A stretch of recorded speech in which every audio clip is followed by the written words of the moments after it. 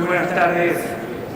Tengan todas y todos ustedes, señoras senadoras y senadores de la República.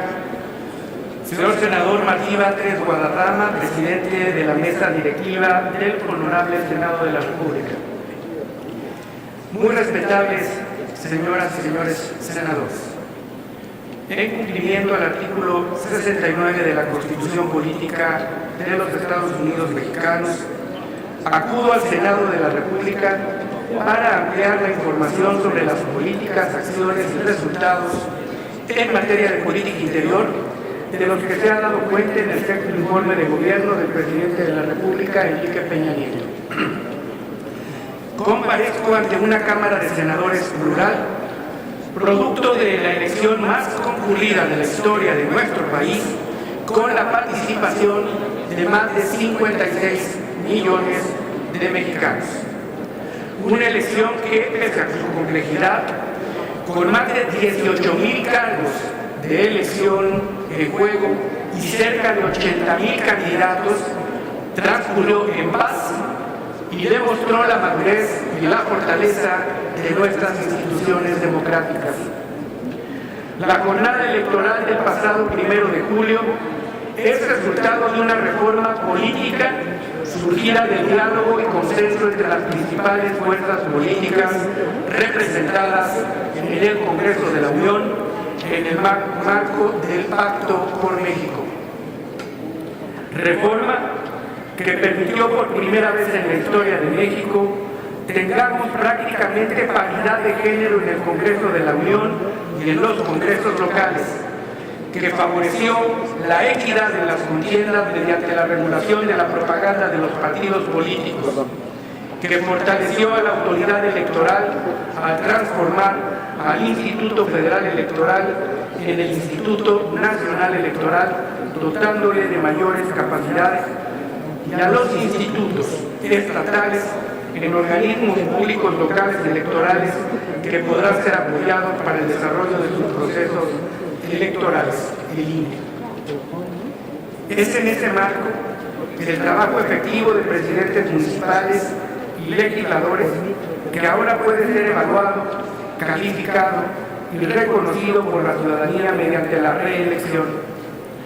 La renovación de las cámaras del Congreso de la Unión y de la titularidad del Poder Ejecutivo Federal de forma ordenada fue también posible gracias al intenso diálogo con dirigentes de partidos, gobernadores, candidatos, líderes sociales y autoridades electorales para garantizar las condiciones de gobernabilidad necesarias para que se llevara a cabo con paz y con certeza. Este ha sido un objetivo prioritario de la política interior que tengo el honor de encabezar.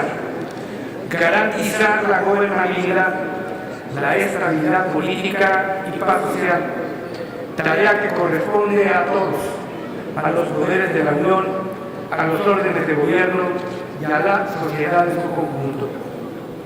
Este gobierno ha privilegiado ante todo la política, el diálogo y la construcción de acuerdos como la vía para la transformación del país. Garantizar la gobernabilidad, la estabilidad política y la paz social es un asunto del Estado mexicano en su conjunto. Exige seguir trabajando con responsabilidad, haciendo del diálogo la mejor herramienta para alcanzar acuerdos y superar retos.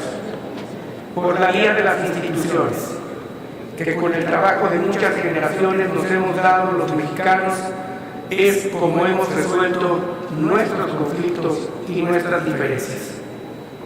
Es a través de las instituciones que se han puesto en marcha políticas públicas que incluyen a la gente, que son transversales, que mejoran la vida de las familias mexicanas, y se ha trabajado para fortalecer el Estado de Derecho, aprovechando las capacidades y recursos a nuestro alcance para hacer frente a diversos desafíos, uno de ellos de enorme complejidad, que es la seguridad nacional y la seguridad pública.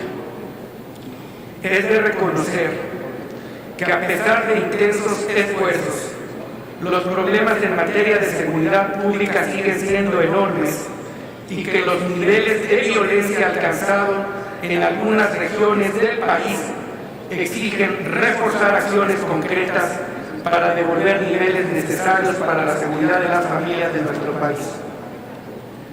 Se ha sido sensible al reclamo ciudadano de mayor seguridad y comprometidos a combatir la inseguridad que nos preocupa y que nos ofende a todos los mexicanos. La violencia tiene causas multifactoriales, muchas de ellas asociadas con algunos factores externos, como la expansión de actividades ilícitas de los grupos delictivos vinculados con crimen transnacional, que aprovechan la porosidad de las fronteras y han sofisticado sus métodos sirviéndose de avances tecnológicos, lo que incrementa los retos, y otros de carácter interno, como son los procesos de urbanización del país, el cambio en su pirámide poblacional y la transición epidemiológica que experimenta nuestra sociedad desde hace ya algunas décadas. Ante ello, esta administración emprendió un esfuerzo sin precedentes para fortalecer las instituciones de seguridad del Estado. Se destinaron en esta administración 82,000 millones de pesos, es decir, casi un 25% más recursos que la administración inmediata anterior para las autoridades de seguridad locales, para el mejoramiento y modernización de instalaciones, además de la capacitación y dignificación de la Policía Federal. Existe una enorme debilidad institucional que presentan algunas corporaciones de seguridad pública estatales y municipales. Cuando 1 de cada 4 municipios del país no tiene capacidad de cumplir con la obligación constitucional de brindar seguridad pública al carecer de un cuerpo de policía. Las tareas de seguridad han sido asumidas de manera subsidiaria y temporal por nuestras Fuerzas Armadas y la Policía Federal. Soldados, marinos y policías federales han hecho su mayor esfuerzo con valentía, con lealtad, arriesgando su vida en auxilio de comunidades afectadas por la delincuencia. Para ellos, el mayor reconocimiento del gobierno federal. El profesionalismo, la dedicación de los integrantes de la Policía Federal ha sido patente en todo momento en que se ha solicitado o requerido de su ayuda en cualquier rincón del país. La participación de fuerzas federales en materia de seguridad pública requiere, no obstante, una definición del marco legal para resolver el reto que representa la convivencia de soldados y de civiles en tareas de seguridad en tiempos de paz, como lo establece la Constitución, siempre con irrestricto apego a los derechos humanos. A nivel federal, se realizaron acciones significativas de fortalecimiento institucional a través de la capacitación y la profesionalización de las corporaciones de seguridad federales, estatales y municipales. Destaco, entre otras, la creación de la Coordinación Nacional Antisecuestro y el fortalecimiento de las unidades especializadas en el combate a este delito en las entidades federativas, para coordinar y dar seguimiento a las acciones y para hacer frente a este grave delito. Esto ha permitido, constatado por el Sistema Nacional de Seguridad Pública, reducir la incidencia del delito de secuestro en 54% al comparar agosto del 2018 contra el mes de octubre de 2013, cuando este delito alcanzó su máximo histórico. También se puso en operación el número único de atención a llamadas de emergencias, el 911, que hoy tiene cobertura en todo el país. Significó pasar de 600 números de emergencia que existían en el país a solo uno, lo que ha facilitado su identificación nacional y mejorado operación y eficacia. Se creó el Centro Nacional de Fusión de Inteligencia, que concentra la información y define estrategias, así como 5 centros regionales para mejorar el intercambio de datos, la coordinación y la implementación de soluciones locales. Por otro lado, la Comisión Intersecretarial para Prevención Social de la Violencia y la Delincuencia ha encabezado un esfuerzo nacional e internacional para construir una política intersectorial en la materia. Se puso en marcha el Programa Nacional para la Prevención Social de la Violencia y la Delincuencia, para complementar la estrategia de seguridad del Gobierno federal. Este es el primer programa transversal a nivel nacional en el que de manera coordinada las dependencias federales y los gobiernos estatales participan en la reducción de factores de riesgos y a su vez en la creación de factores de protección para la población más vulnerable, sea a nivel primario o sea a nivel secundario en prevención social. Además, a través del Programa Nacional de Prevención del Delito, en el PRONAPRED, se destinaron 8.500 millones de pesos a 121 polígonos de atención prioritaria en todo el país, con lo que se desarrollaron 13.000 acciones en materia preventiva. En materia de protección civil, se ha consolidado un gran sistema nacional donde hay protocolos, normas, sistemas de monitoreo y de comunicación de vanguardia que es reconocido a nivel internacional como un modelo a seguir. Este sistema se puso a prueba en varios momentos con los huracanes Ingrid y Manuel en 2013, Odile en 2014 y Patricia en 2015. En 2017, con el mayor desafío que enfrentó esta administración, no solo como gobierno, sino como país, fueron los sismos del 7 de septiembre en Chiapas y Oaxaca y del 19 de septiembre en la Ciudad de México, Morelos, Puebla, Estado de México y nuevamente Oaxaca. Frente a estos fenómenos de la naturaleza y sus consecuencias, especialmente en el caso de los sismos, el país pudo demostrar lo mucho que hemos avanzado en protección civil, en sistemas de monitoreo y de respuesta ante emergencias en más de 35 años. Gracias a ello, y a pesar de la magnitud destructiva de estos fenómenos, la lamentable pérdida de vidas no se dio en la proporción que podría haber sucedido, sin el avance que como país hemos logrado en materia de protección civil. Ante estos hechos, quedó demostrada nuevamente la unidad y solidaridad de los mexicanos, ya que juntos, sociedad y gobierno, pudimos superar la emergencia. Asimismo, hemos impulsado una política de derechos humanos integral. Durante esta administración se amplió y fortaleció el entramado institucional para su protección, promoción y defensa.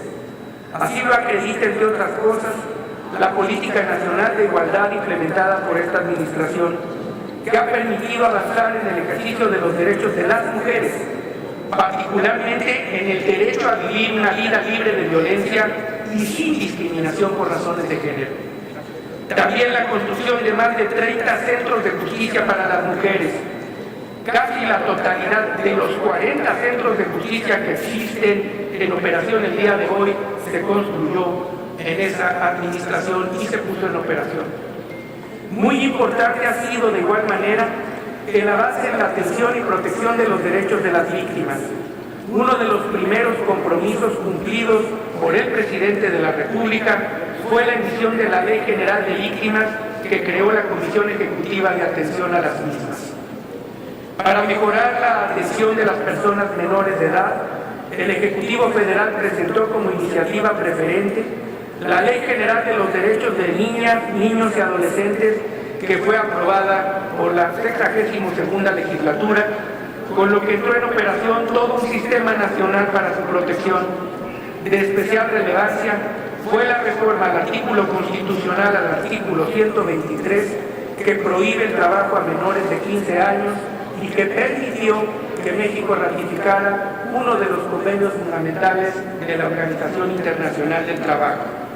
Asimismo, el año pasado, con opinión y acompañamiento de los colectivos de familiares de personas desaparecidas, se aprobó la Ley General en la materia de desaparición forzada de personas, desaparición cometida por particulares y del Sistema Nacional de Búsqueda de Personas, que mandata la creación de la Comisión Nacional de Búsqueda, la cual ya está en funcionamiento y dando resultados.